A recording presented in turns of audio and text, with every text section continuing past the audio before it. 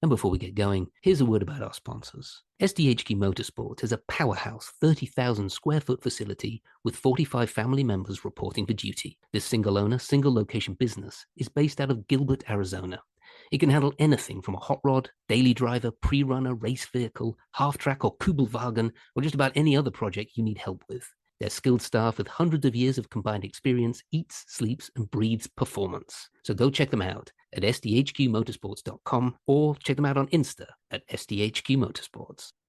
The We Happy Few 506 podcast is brought to you in partnership with the Gettysburg Museum of History, home of the Major Dick Winters collection and the largest assortment of authentic Band of Brothers artifacts in the world. Visit the free museum at 219 Baltimore Street in Gettysburg, Pennsylvania, or at www.gettysburgmuseumofhistory.com, and on the YouTube channel, The History Underground, Facebook, Instagram, and Twitter. Well, hello and welcome along to another We Happy Few 506 podcast, The Nearly Men. And this one is a catch-up / preview of things pod. I'm joined by my beautiful co-host, Dougie Allen, who's nodding along sagely. How are you, dear Matthew? You've shaved off all facial hair. It's the first time I've seen you completely without facial hair for quite some time. Yes, I've What had. brought that on? I don't know. Is it because it's getting warmer? No, I was trimming my beard down in a sort of trim the stubble way, and so I trimmed that down to a certain length, which is, if you're not watching, uh, my face, and then my neck. I always put like a number one, All and right. my little kiddie was in the bathroom, and I got distracted by him, so I was like talking to him, and then I realised one side, and I was, well, that doesn't look cool, but I do a whole lot. So yeah, I do. I always think when I shave, I look like a talking potato. And I remember saying that to Sarah, Agent Sarah. Yeah. She was like, you should get some shots done clean shaven. And I said, I look like a potato. And she's like, don't be ridiculous. And then I clean shaved, and she just sent me a message saying, you look like a potato. Talking potato, which is why I generally don't shave. I have done today. So, yep, talking potato, here I am. How you been, Dougie? Yeah, not too bad, mate. Not too bad. Berlin is nice. The weather is starting to get warm. Good. Spring's here, which is lovely. I've been reading a lot. I've been reading a lot of, I don't know why, but I've been reading a lot of kind of books about conflict from I've kind of got I watched Generation Kill Oh, that's good. again. Like I've seen it obviously many times. It's like the miniseries, like Band of Brothers, but for the Gulf War, the Yeah. Afghanistan Gulf War. And then obviously they're all playing real people, and some of the actual real guys are playing themselves in it. I didn't know that Rudy is actually playing himself. Oh, I didn't know You know, that. the guy that's really buff. Yeah, yeah, yeah. Oh, yeah, yeah, yeah. Yeah, he's actually playing him. And anyway, one of the my favorite sort of characters in it was this Lieutenant Fick, who was like the best lieutenant in the whole kind of company, and they had other commanding officers like captains that were just absolute jokes, but he was just really brilliant. And anyway, in the series, the guy playing the Rolling Stone reporter, Evan Wright, who wrote Generation Kill, he wrote a series. It started out as a trilogy for Rolling Stone magazine because he was embedded with the First Marine Ranger Company, and then turned into a book, and that got made into a series. Well, anyway, he was talking to Lieutenant Fick, and he said, "What are you going to do after the war?" He says, "Yeah, I might write a book." And I thought, hang on a minute. They're playing real people. I wonder if he has written a book. So I looked up Nathaniel Fick, and he has written a book Wow. called One Bullet Away, which is absolutely fantastic. And the first thing I did was Google him, and he's just had such an amazing life. I Googled him, and he was what's the American version of like a cabinet minister? I don't know what you call them. Just like in the government, in the White House, you know, Congressman. congressman. Yeah, he for Biden. He was like in the government for Biden. Yeah, so he's just had a sort of an incredible life, achieved so much, and this is his story about coming out of college, or I think it was college, because he got 2 degrees after leaving the Marines. And this is his story, his version of Generation Kill, if you like. It's absolutely brilliant. And then I bought the book that Evan Wright, the Rolling Stone guy, like that Generation Kill was based off of. Then I bought that book as well, so I'm halfway through reading that. And then I got sidetracked by this spy story, listening to another podcast, like a World War II podcast, um, about Agent Zoe, who was a resistance fighter.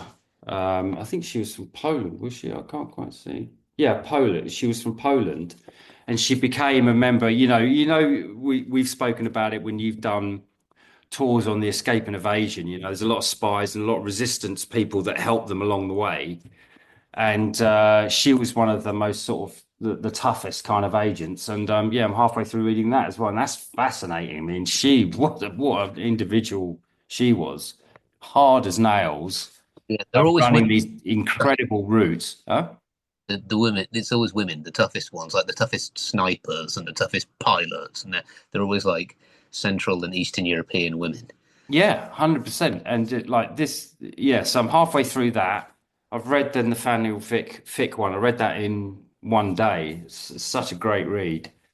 And then I'm halfway through the Generation Kill, which is great seeing how they portray the sequences, because obviously you have the sequences in your head, when it gets a bit easy, like, oh, this was that episode and that thing when they did this and that. It was really, really quite phenomenal. Yeah, it's been, also, I've been really enjoying that. And I've been eating strange Danish licorice. These things are like the crack of the confectionery world, right? They're from I a company called Lakrids by Bulov, uh, right? And it sounds disgusting, but it's strawberry cream licorice. So on that the outside, you've got a strawberry taste. Then it's like kind of crunchy, and it's got like white chocolate and then licorice in the middle. And it shouldn't work. It shouldn't. shouldn't work, but they are so addictive. So I've been munching on those for the last 2 days. This reminds me a lot of my brother-in-law. So my sister, who was in the rooms, a little bit like yourself, met Mm. her now husband and father of her two children in the rooms, and he's he's quite a character. I mean, to describe him as a West Virginian redneck, he would take that. That's exactly. So imagine a West Virginian redneck. That's who he is.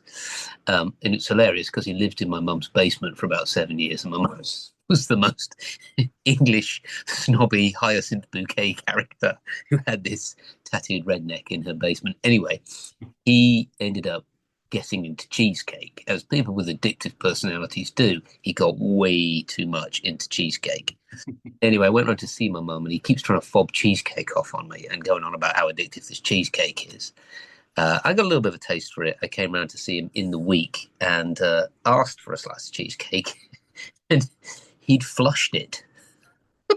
He flushed it down the toilet because that is classic addict behavior, I have to say. Who was that guy? Who was that actor? Who's a real nightmare. He got addicted to sushi, and there was rumors going around that he got mercury poisoning. And he was asked a question on a podcast just the other week, and he said, "No, that is true. Really? He ate so much sushi, he got mercury poisoning, and was Right, sick for like 6 months a year." right. I forget his name, but he was in Entourage as the agent, the real crazy guy. Oh, yeah. I'll find his name because he's an absolute loon. Is it Jeremy? Jeremy Piven, yes. He plays Ari Gold. Yeah. Plays Harry Gold. Yeah, yeah. What a character. Oh, yeah. And he got addicted to sushi. I mean, he said he was eating it like 5, 6 times a day. It's all he ate Yeah. for That's of like 3 years, and then course. he got mercury poison. Yeah, of course. He makes a little extra money on the side now as a thermometer, which is Yeah. useful. That was money. such a dad joke. That was such a dad joke. Well, I turned 50 this week, so I can make as many dad jokes. Oh yeah, it was your birthday, wasn't it? Yeah, Wednesday. How old? 50. Oh, congratulations. You finally made it to the Dude, second half of life. I know. It's the only half century I've ever made. That's a cricketing Yeah, yeah. a video of me like with my cricket bat, just holding it up, like when you celebrate your half Yeah, century. yeah, yeah. Um, You must have got a 50, no? no, You played a lot of cricket though, didn't you? Didn't you play for your county or something? no, God, no, no. Bloody hell, I wish. No, I played rugby for my county. Oh, right, that's it. No, no, I was always more just of a cricket fan, but not a great player. Uh, Mm. I was primarily a bowler as well, so I used to bat, Spin bowler? swing. I used to bowl Oh, swing. swing. All right. I wasn't a bad bowler at the level I played at, Yeah. the sort of clubby level, but I wasn't much of a batsman. Um, Mostly, I just used to go in and just torment the bowlers by blocking it and chipping people off and stuff. But one day I did score 38 not out. That's the most I've ever got. So they must have been Yeah. atrocious. Yeah, But I just can't. It's so weird. In the noughties, when we had that great team with Flintoff and I can't remember who else was there. Who was that guy the spin bowler that used to smoke weed and always get into trouble? oh, that was tough and all that. He was Tufnell. poor, but well, Yeah, but I haven't watched cricket since then, like 20, 25 years ago. It's just not. I can't even like watch a test match like it's, between Australia because don't they always win Australia? yeah, well, yes, but our cricket team's got good now. They got really bad again. It's always troughs and peaks with the England cricket team. It got really bad, and then they got this Kiwi in by the name of Brendan McCullum, whose nickname was Baz, and he Oh, instilled this new style of play called Baz Ball in Test matches, which basically ridiculous. you just go in and belt the shit out of the ball from ball one in a Test match. Back in the day, it was all just like this very gentle. Yeah, what? So what? You're all out by 11 a.m. Sometimes, or sometimes you get like 400 in a day. It's like and they never temper their game. It's like sometimes they're all out by lunchtime, like you say. So they're not doing that. What was his name? Is it Stuart Broad who would stay on the crease for 18 hours or Uh, someone? Jeff Boycott, that was Jeff Boy. Boycott. No, but there was one after him. Who was the one after him in the 90s? Who was Uh, captain? Alex Stewart.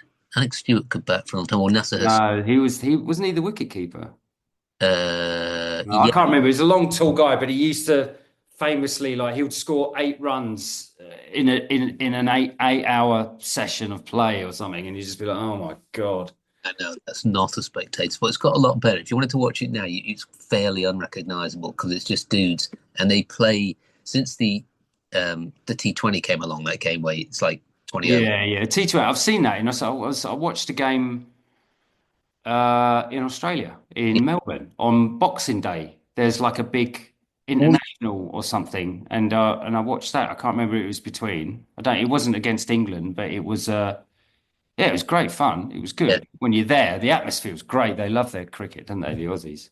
yeah. But all those innovation, all those like mad shots where you flip it over your head and stuff, they brought that into the Test arena now. So it's Yeah, it's good. Yeah, you got to have a bit of zhuzh. You got to have some pizzazz. Like if you look at all sport, I mean, I'm only into motorsport really, but Valentino Rossi, Marc Marquez, Lewis Hamilton, yeah. Max, they've all done crazy, amazing things that you make you go, wow. You know what I mean? You need that sort of pizzazz thing, and especially Rossi. I mean, Rossi, his celebrations and everything were just legendary.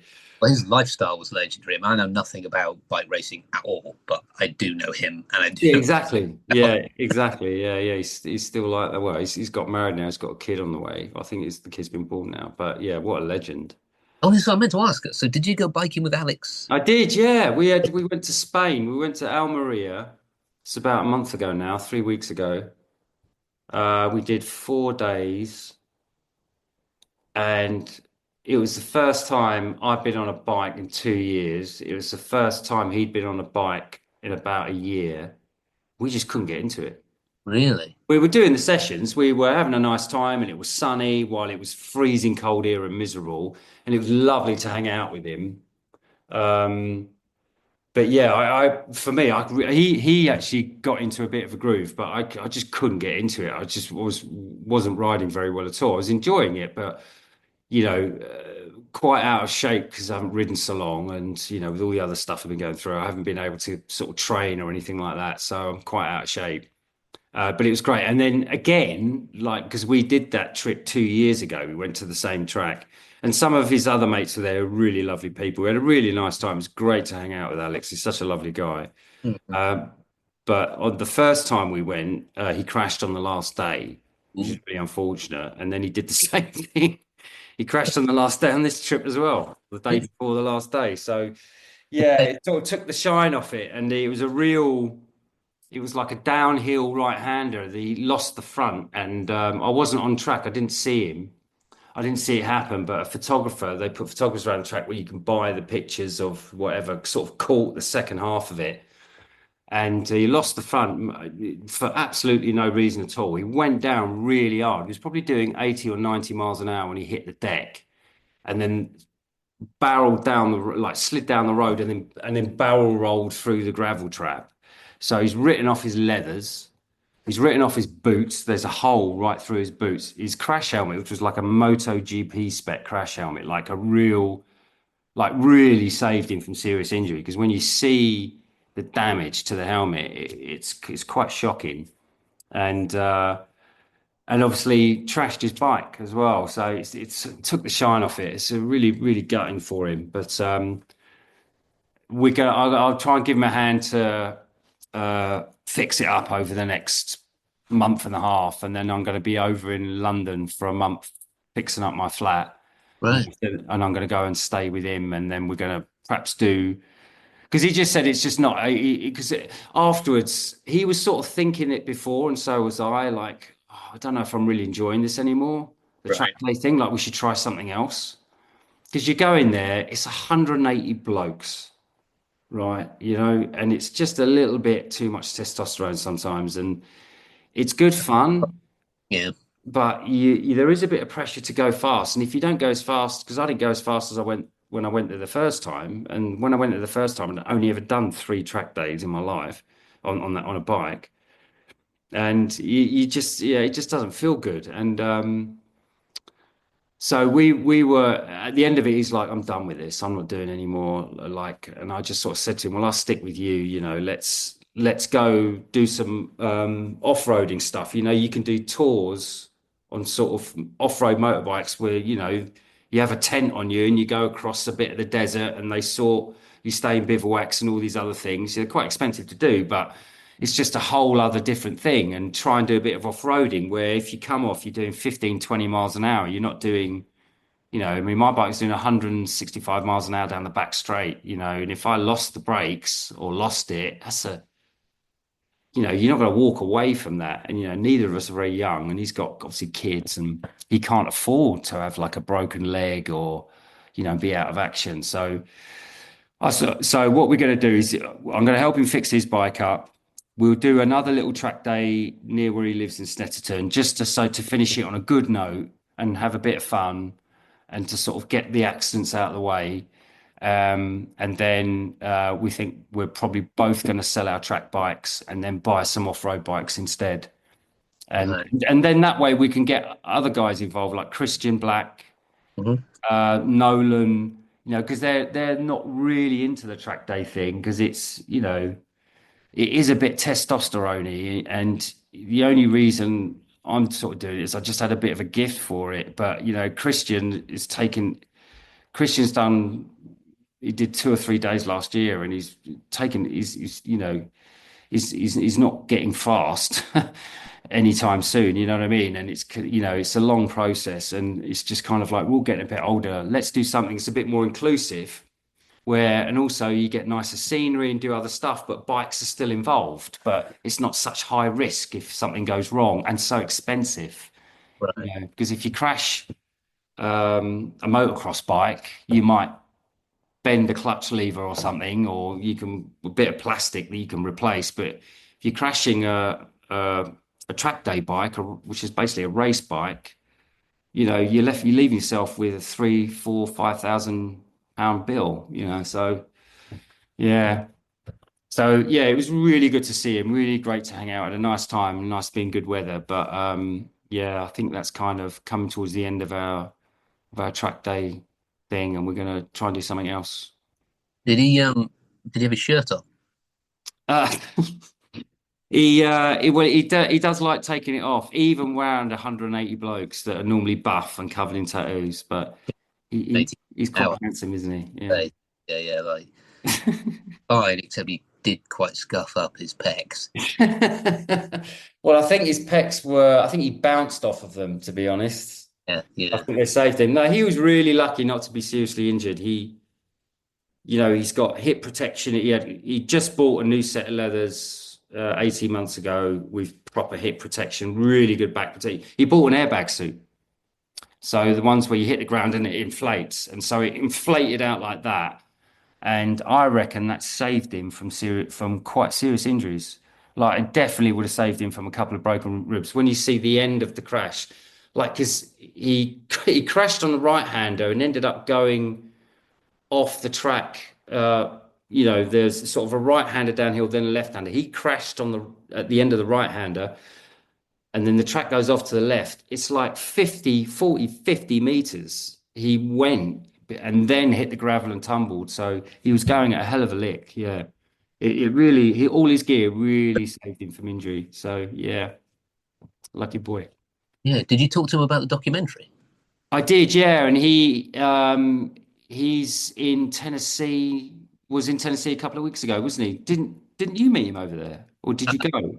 No, I'm going to meet him in Boston on the 17th of May. So I've got an event I'm sort of helping organize in Boston, Yeah. May, and I spoke to him about it. It's with Andy Biggio, the guy who did the rifle. The rifle, yeah. So he's gonna, so Alex is going on that. What is it, a tour or something, or just an event? So he's got 10 World War II veterans. It's a big deal. And then there's a huge bike rally the next day, actually. And it's raising money for the guys, I believe, that were the vets that were wounded after the evac of the airport in Afghanistan. I think it's Afghanistan, where somebody detonated a ball bearing bomb. He had it in a suitcase. An IED. Yeah, detonated. I mean, to hear Andy tell the story as well is incredible. I believe I don't know how much I can talk about it actually, because I don't know how much is a secret, but it's an incredible story. But basically, they had eyes on the terrorist that was about to detonate it, and they weren't given the permission to take him out. And Oh wow! And so they took him. Out. yeah, so he detonated this bomb, and he wounded a whole bunch of people, killed a whole bunch of people, and the wounded veterans for that will be at this event as well, and the money being raised goes to them. And he contacted me and said, what do you think about putting together a Band of Brothers panel the night before this big rally and everything, and we could sell tickets? And I was like, yeah, who do you want? And I'll reach out and I'll get a few people there and stuff. So we got, I think Michael Cudlitz has come in, and Jimmy Madio, and I've invited Rick Warden and Nick Aaron over as well. Hopefully show up because it's Boston, and it's this whole thing there. And I was speaking to Alex about it because I know he wants to I really want to help him with this documentary because I think it's from what he sounds like, he's got some obviously great people involved, and the little bit of shooting that he did over in Tennessee at their camp, he speaking to the modern version of Captain Winters basically, and has got some fantastic sequences, chats with him and interviews with him. It sounds like, because we were talking about it, because when we were in Spain, the Surviving Black Hawk Down documentary came out. Have you seen it? No. Oh, it's brilliant. It's on Netflix. Just watch it. It's absolutely fantastic. Because I remember when it happened in '93, I didn't know how bad it was. Oh, yes. It was actually 4 helicopters got shot down, or 3, and it was basically 30 guys in a city of 500,000, all of which wanted to kill these 30 guys. And it was absolute hell. There's absolute carnage. It's fantastic, and they show it from all perspectives. So you've got the the militia interviewed as well, and you've got little kids that were there when the Marines bashed into a house to defend themselves, and there was a family there. One woman was giving birth. You got the daughter that was, it's absolutely fantastic. It's really incredible. Um, and so we were talking about that, and I just observed that any documentary, it's just about its contributors. Yeah. That's all it's about. You get contributors that are eloquent, that can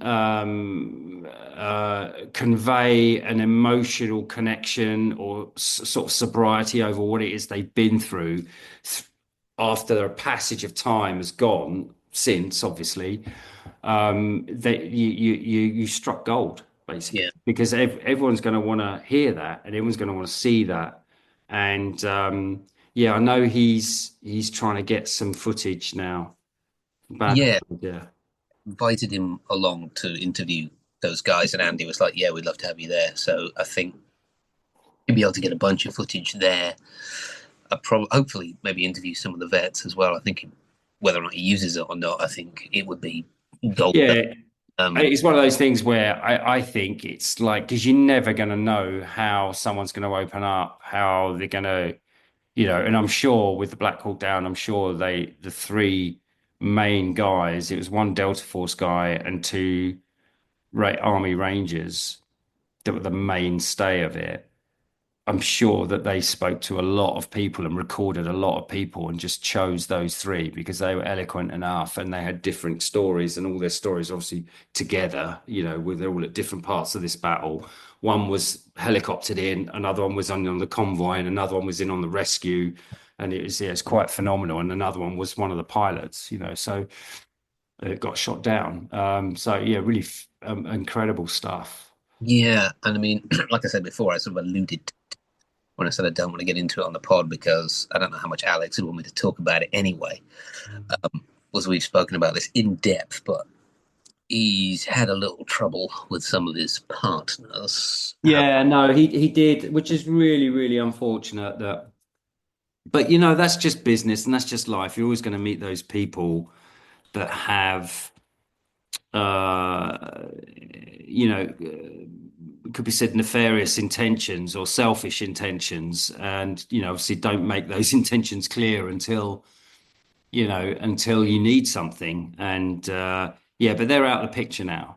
So Yeah, the people he's got around him now are really, really good. And the thing is, Alex as the driving force behind it. I think he's got such a good heart, yeah, and he does things for the right reasons. yeah, And I think that you know that will always shine through. And the other partners in it, the two veterans as well, who obviously admire and respect him and trust him. So, I think it's going to be fantastic, and I can't wait to see it. Basically. yeah. Got Damien interviewed already, which is just gold because Yeah, what? I mean that's great, but what I really want to speak to is the real guys. Yeah, it's great having Damon on it and all the rest of it, but you know what I mean. But then that's the link, that's the human link for the audience for sure. But it's I wanna see the guy that he's met that's a captain in the airborne now. I wanna hear him. So yeah, I'm really excited about it. He sounds like he's got some great people and some great contributors and some really good people behind it. And yeah, I see that little sort of sequences of events as a bit of a hiccup, and someone tried to take advantage but didn't in the end. So they were good. Because I did warn him, and then Oh, he did you? Did you know these people? people, and I messaged him, and I was like, dude, I cannot. I'm not trying to like rain on your parade, and I'm not trying to be, you know, whatever here, but don't trust that fella. And Oh, several good man. months later, he was just like, "You told me so. You can tell me you told me so." It's like I don't want to tell you I told you so. I want to help you get rid of this guy and move further forward. Yeah. Yeah. Yeah, this person's gonna get found out pretty soon. He's not a good human being, and I've warned several people about him. I had dealings with him Oh, really? What, in a venture, in a project?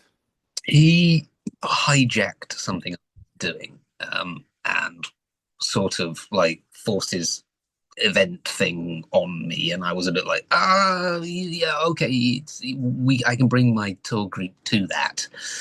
And it was supposed to be a collaboration, and it just turned out to be the glorification of him and him keeping all the money, and it wasn't all that much money, and Mhm. I mind too much, except it was terrible and badly run, and that's what annoyed me because I was like, my Right. bought into this. Um, and I didn't trust him, and I thought he was quite slippery and slimy. And I sort of did some research. It just goes. It's one of these. One of Yeah, I just think now it's a real shame. You get so these, much where you just like he written yeah. a book that's absolute bollocks um, about, Mm. and it's all just made up, and it's supposed to be a first person real veterans account, and What, somebody he's written a book, this guy? yeah, and somebody messaged a very very decent historian, a very good historian, messaged me and said, I wouldn't trust that guy. His book is absolute bullshit. Oh, Uh, wow. and I was like, oh, okay, because we've already slightly committed. And then I was furious, but we didn't come too much of a cropper. But once Alex was involved, I was like, I would be very careful with that fella if I were you. Yeah. And it turns out that, yeah, he is a big old snake and it will all come out. But he's just so level-headed, Alex, and he was just like, they've moved on, and this guy's furious and is threatening with all sorts of stuff. What can he do? And Alex has all the footage, so it's like, bye.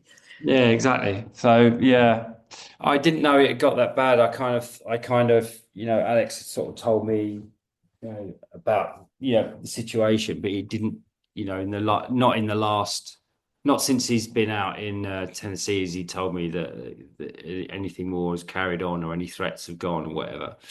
But yeah, oh, that's a shame that Alex has had to go through that. But yeah, no, I'm really excited about seeing it, and yeah, it sounds like it's going to be good, and I hope he gets the footage. He's contacting a company last week that's kind of not directly but indirectly involved with that. I'm not going to mention that, and I just don't want to mention their name. Right. But yeah, and I hope they see the value in him and what he's trying to do, because the whole thing's going to charity. And I said, dude, you've got to pay yourself, like. And he's like, no, I'm giving the whole thing. I said, ow, you've still got a family. Like, no one's going to begrudge you to pay yourself like a wage of work while you're constructing this. It's not like you're not taking from anything. But he's got such strong morals on it. He's a real diamond bloke. Yeah, No, he yeah. really I'm is. really looking forward to seeing him. So I'm seeing him in May. I'm going over on the 10th, and I've got a couple of weeks in London sorting out my flat. And then I think I'm going up to Al's. Well, obviously after he comes back. For how long is he going to be there? How long's that event? It's only a couple of days. It's like, Yeah, I think so. I think I'm going on the 10th, and I think I plan to see him around the 24th or something like that. yeah. So I am. I got to tell this story, even though, well, it's kind of funny. So, like, you know what actors are like. So anyway, I've got these people involved, the actors that I mentioned, and you got Rick Warden. And you know what Rick Warden's like? He's like super neurotic. He's got kind of a Woody Allen vibe, texting me the whole time, like, Matt, what if I can't make it? What if this? Like, do you really want me there? Like what if something happens like the week before? And I was like, Ricky, it's just the way of things. I put a disclaimer on everything that I do. Like, this guy is committed, but he might get a movie the day before. Do not. It's fine. And he's like, oh, yeah, yeah. I was like, that's just the business. That's the deal that you make. If you want to get actors to come to your event, you got to put a disclaimer on the bottom saying it, things might change. Thanks. Don't worry about it. He's like, fine. So then I reach out and I asked Karen whether he wants to come and all this stuff. And I sent him a picture of the hotel, which is buff as anything. It's like a beautiful hotel. I think Andy's got it for a song through his dad, maybe. And he WhatsApped me back, are you flying me business class? And I go back, Ross, is that you? And I was Did like, he get it? Did he get it? he just thought I'd drop my phone laughing at that. I was like, you got a choice, mate, because it's a really nicely paid gig as well. Like this charity is like they've given people a decent sum of money. I Oh was like, wow. you've got a choice. You can fly business class and you don't get your fee, or you can fly normally and you get your Yeah, fee. business class, by the way, I think my dad flew to America a couple of years ago, or I think it was even last year. And I think the flight was like, I think it was, which it was really expensive. I think it was like 1,200 pounds. But then had a look what it would be business class, and it was like 12,000. It is literally a huge amount more. It's like, yeah, it's not a little bit more. It's not like double. It is literally like 700%. Yeah. Bonkers. I was like, you discuss it with the missus, see what she says. You can fly business, or you can get. What do you think she's gonna say? Oh, that event sounds great. Good luck with that. What else you got going on then? You did say you were going to talk about some other things you got coming up. I'm going to put a line through some of my notes with my birthday present, which is a Mont Blanc pen. Oh, wonderful. It's got the date of birth inscribed on it in Roman numerals, which is 1975 in Put Roman. it a bit close to the thing. Is it a fountain pen? This one's a ballpoint, but I also got that's got my Roman numerals on it, so Wow. 1975, which, by the way, Justin Bieber has tattooed on here, but he has 1975 in Roman numerals. It's not 1975 at all. That's how you do 1975 in Roman. Justin, what you have makes no sense whatsoever. Roman numerals are a bit of a geeky hobby of mine.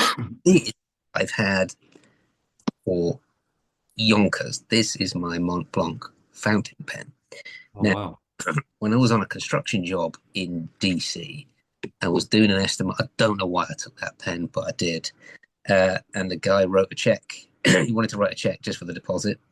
And he said, "Can I borrow your pen?" And I said, "Yeah, but please don't drop it." Because it's like my pride and joy. I'm very unmaterialistic, except my pen. And he dropped it and he put a huge dint in it. And my wife had it repaired and replaced and buffed out for me for my 50th birthday. Oh, wow. Greatest So gesture. they have that service at Mont Blanc, do they? That service. And it's like, yeah, because it's just like some like high-end German car service. Do you know what I mean? Like they just like it's free, it's a Mont Blanc pen. It should never have been dented. Wow. You did drop it. It doesn't matter. It's part of the service. So I'm very pleased about that. But yes, sorry, I will go back. We are. What else have we got going on? So we've got a tour going out early next month. So it's a Masters of the Air tour, which is a bit of a rollout of the one we did last September. So it's Masters of the Air stuff around Cambridge, Thorpe Abbots, and all that kind of stuff from the episodes. Is there anything there?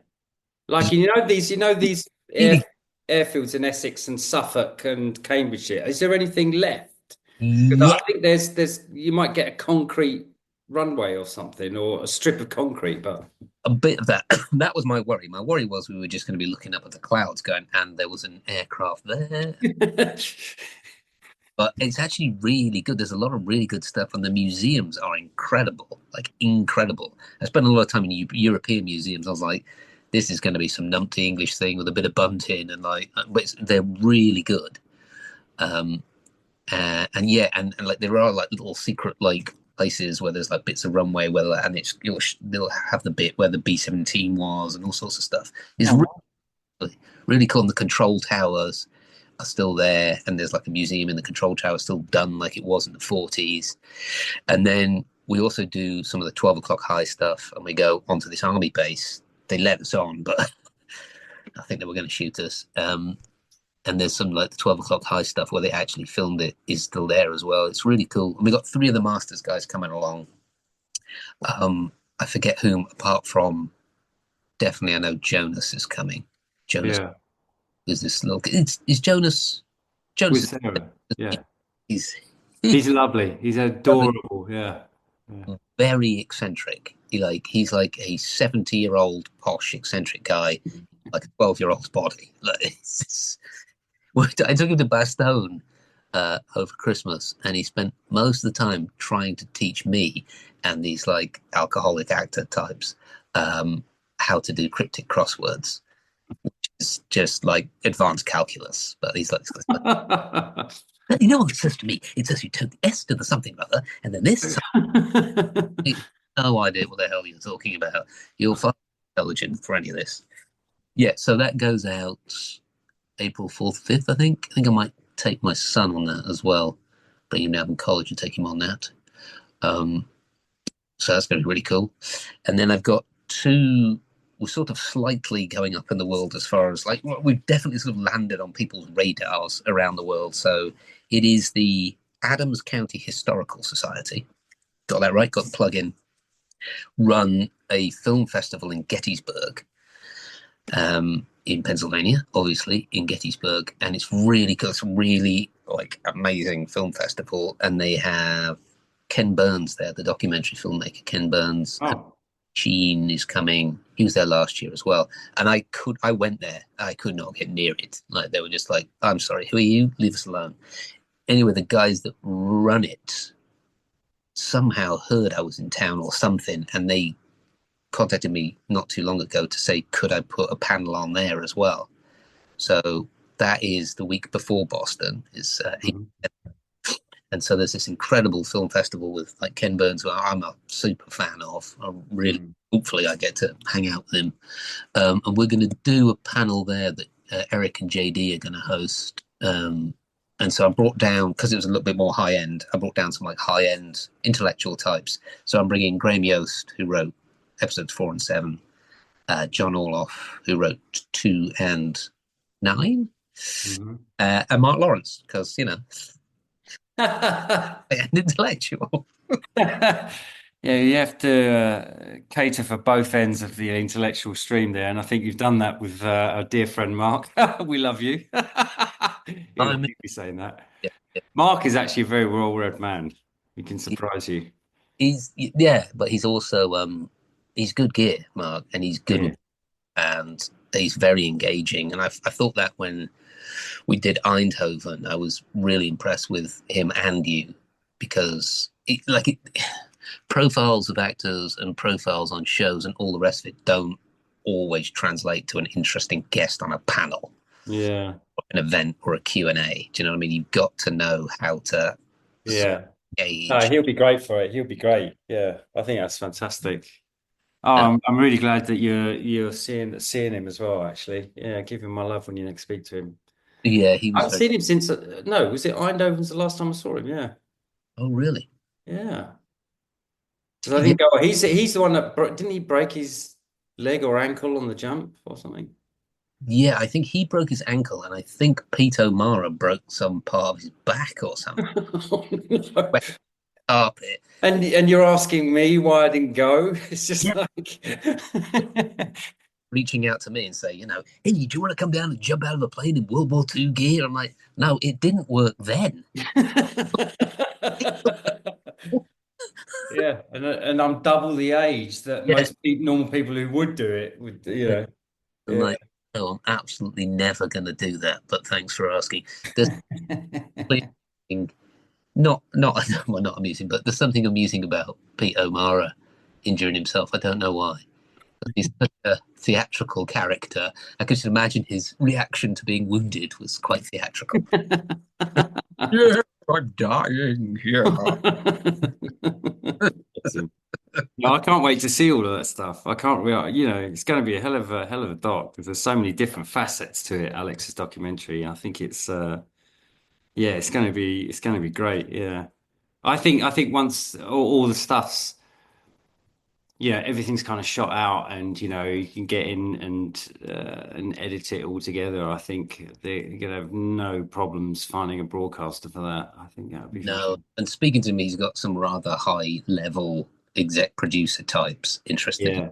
Yeah, well, great. Yeah, and he's great for doing them. High up. Did I ever tell you about the time talking about Pete O'Mara, who I do love, by the way? I'm just teasing him. We were on a show in, where were we? Budapest together, not about 10 years ago, something like that, doing this terrible show, but we were both in it. And you know what he's like, how intense he is, and with his Irish accent and everything. I had the misfortune of late at night, we were on a bar outside this hotel, and there was a lunar eclipse. And if you've ever watched a lunar eclipse, it's not exactly a spectator sport, right? It's the moon is super tiny anyway, really high in the sky, and there's just this sort of like semicircle of darkness moves over it over a course of about 2 hours 45 minutes. He narrated the entire lunar eclipse for 2 hours and 45 minutes, and he would not let me leave until it was over. So Oh my word. I've sobered up. What did he actually know what was going on, or was he Well, just literally saying, "Well, it's covering about an eighth now," or and it's man, this is wait on, wait on, wait on, wait on. No, look, it's moving. It's still moving. 2:30, but don't go yet. 2 hours 45 minutes of it's still moving. It's still moving. It's there. And then in the end, there's just a black disc over the moon, and then it starts to move off. It's like, get it, mate. I got it 2.5 hours ago. Why are we still watching it? And how are you still narrating it? Like, Yeah, exactly. Yeah. a very, very dull to, as I remember. What podcast are you listening to at the moment? I'm going somewhere with this. It's called We Have Ways of Making You Talk. It's Al Murray. Al Murray, yeah. Yeah, okay. So he's done a series on what got me into it is he's done a series on the Battle of the Bulge. Oh yes, yeah. And so that was really interesting, obviously, for me. And then he did a lot around Arnhem and Eindhoven. Yeah. And so I started listening to that. Yeah, really, really interesting stuff. And that's kind of sort of branched me out. And so, yeah, so like I said, I'm reading military books at the minute, which is so unlike me, but Yeah. I really find them fascinating. Yes, so that reminds me. So they do a big festival, the We Have Ways Fest. It's a huge history nerdathon, and they have all these. Yeah. And they have all these people are guest speakers, and Ben Main, who's a good buddy of mine, who I've toured with before, he does stuff on Arnhem, and it's a whole thing. It's just like a nerd off. It's called the We Have Ways Fest, and it coincides with when I was going to do a tour later on in the year, so I'm going to have to move that about. But I'm going to do an SAS Rogue Heroes tour. Bobby Schofield plays Dave Kershaw, has said he's going to come. He's like, yes, man, I'd love to. He's like, I'd love to hang out with you nerds. But he's going to come. So we're going to do, it's in Sicily. Oh, wow. And so we'll do one day SAS Rogue Heroes because there's actually not a lot that happen there in the area, and it's vast. So we've got to do like the landings that you see in the show and stuff, and then we're going to do the second day. We're going to do the American stuff, 82nd Airborne stuff. But I'm thinking, Dougie. So how's your health? How's your mental health? Do you want to come? Are you ready to tour again, or are you still a little fragile? Yeah, no, I think from by the time I get all this stuff sorted out in my flat, which caused me a bit of stress, which is like by the end of May, I'll be ready. Yeah. Oh, cool, because it won't be till the end. It probably won't be till October. Yeah, no, I'll be just want to get this thing that's kind of bugging me at the minute, and also it gives me time to get sort of physically, because now I'm kind of my mental health is returning really well, but physical health is not great. And whereas I've always exercised for like 40 years, now because I didn't do any for 6 months, I really can't be asked to start again. I'm really finding it difficult. I'm really finding it difficult. So give me time to get. I mean, obviously the weather's really helping as well, you know. So yeah, no, I'll be from the end of May, and I was actually and that was also going to be the time where because when I come over to England, I'm going to go and see my agent Sarah, my long-suffering agent. God bless her. She sent me a message a couple of weeks ago, just checking in on me. But bless her heart. And so yeah, I'll go and chat with her and you know look to get back into sort of auditions in the summer and well probably there probably won't be anything around till sort of mid-August, but yeah, and start getting back into that side of my life as well. I think it's about time I got back into everything. So yeah, good. All right, good stuff. Yeah. So yeah, I'll definitely be up for it. Is the short answer to that. Yeah. Oh, good, because I think it'll be really good. So we're in Sicily, is that? Yeah. Yeah, so was it just one beach landing they did? And you know the bit around the town with all the mafia stuff, is all that true? Is all that fake? That I don't really know. Yeah, because I think the podcast, I think I listened to No, because we had a guest that wrote the book. What was his name? Sam Pig, about the SAS. Tom Petch wrote one Tom with Petch, that's right. So they've had him on. Yeah, they've had him on as well, right. talking obviously after Rogue Heroes, but the Sicily bit as well. And he sort of said, yeah, it's kind of, it should say at the beginning, this is entire fiction, should not be trusted at all. But yeah, so and he speaks a little bit about the Sicily bit. So yeah, we should listen to that. We should get him on as well. Yeah, Yeah, get him. it was Paris. It was a glider landings, and they dropped short, and they hit That's the. right, yeah, which was set up in this really crazy scene where he happened to know that it was happening, which is, How he, yeah, it's the only way they could do it. It's the only way they could set it up, isn't it? yeah. So we'll cover that, and then the town that they take, and all that kind of business. And actually, on the tour that we're going to do in April, we're going to go to Reg Seeking's grave as well. So we're going to do a Where bit. is that? It's somewhere in Cambridge. As his brother as well. I think we're going to go to both of them I as well. thought was he not a Londoner or was he from Cambridge? Because he joined the Cambridgeshire Regiment, didn't he, first? Oh, it says, is he from Margate? Someone like that. Yeah, that makes sense. Yeah, that kind of rings in my ear somehow. Maybe, yeah.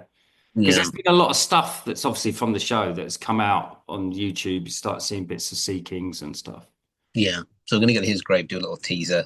That's going to drive Norman, the tour guide, nuts because I'm not sure he knows yet, and he's on where we go and stuff. But I'm definitely going to do that because I want to get some like pictures and stuff there. And yeah, and so that's what I've got planned for the next couple months. Um, Sounds like you got a lot on. yeah, So where about are you in the UK at the minute? yeah. I'm in not far from Heathrow. I'm in Hounslow. Lovely. And where's the rest of the family then? They're all with me. Yeah. Oh, right, okay. So when are you going back to America? So I don't, where are you living? Are you living in the UK again, or have you moved back, or are you No, home in America still? don't know whether you knew this, but my father-in-law died very suddenly. He's only young. He was only like 60. We were back. It's been a year of it, Dougie. So it was my mum's funeral, and then we came back here just to visit some family. And my son wanted to go to college up north. Oh, that's right. Yeah, yeah, yeah, I remember that. Yeah. So I stayed with him for a little while, embedded him, got him some digs and all the rest of it. And then I had a plan to go and go to Normandy for a couple of months, just embed myself there, just hire a place and just I don't know, because I spent so much time there. And the day before we were going, my father-in-law, he just died really suddenly. And so now my wife was an only child, basically. Yeah. But she's got to take care of the estate, and then so that's where we are. We're in his house. I've sort of cleared certain bits of it out, and we're just sort of living here whilst we figure out what to do. And then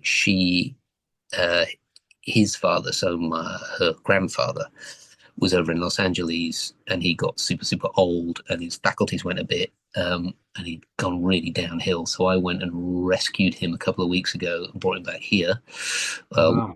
actual health service. And so I'm just sort of like dealing with all that right now. God, that's a lot. That's a lot going on with the family and the baby as well, eh? Yeah, yeah. But the baby's great. So Yeah, that's a lot, mate. he Cool. catch a rugby ball from across the room now. I'm like, finally, woman, you've given me. You throwing rugby balls at your baby? Well, what is he? I mean, he's 18 months or close to it. Yeah, yeah, yeah. But that's, definitely old enough to play rugby. Like, pass him across the room and he can catch it. He's got a nice hand. So That's brilliant, mate. Really? yeah, finally, my What, a wife, little foam rugby ball? proper full-sized match ball. Matthew, start with a little foam thing in case it hits him in the face. He laughs when You it don't does. start with a full size thing and you're giving it a spiral across the bloody front room. And he said, Dad, Compared to Dad, of course he catches it because he knows he's going to get a broken nose if he doesn't. really, really smart when it hits you on the nose, son. So what you want to do is make and don't drop it. Yeah, God, yeah. Every time, like, Nadine's kids like stay with their father, and then for 1 week, and then they come back on the Friday, so they were back on Friday, and within 90 seconds they're back. It's drama. The flat is just drama, drama, drama, and it's been drama non-stop. Yeah. It's just like, it's such a shock to the system, even though it's every week. It's such a shock to go, Jesus Christ, this is all happening again. And then this week, it's all quiet. And then the next week, it's back to bedlam again. It's really full on. Yeah, it's quite a shock. Even now, yeah. Welcome to the club, fella. Welcome to the club. Yeah, exactly. Yeah. Yeah. Oh. All right. Well, we've done about an hour. It's been lovely catching up with you. I guess It's been lovely seeing you, mate. It's been lovely catching up. Yeah. I'll wind things up. Well, thanks to everyone for listening. We've got a bunch of guests lined up, I believe now. I think Danny might come on. Yeah. Ezra's going to come on, Ezra Godden. Shane Taylor is going to come on, I believe. We've got some other fellas lined up, but it all clashed today. So me and Dougie just flapped our gills, but it was a good one. All right. Thanks to everyone for listening. Thanks to our Patreon subscribers. Hopefully we'll see you on the tour or any of the tours coming up. SES Rogue Hero one sounds pretty good, doesn't it? It sounds fantastic. Yeah. Thanks. We'll see you again next week. Cheers, then. Bye. Thanks for listening. Cheers, everyone. Take care.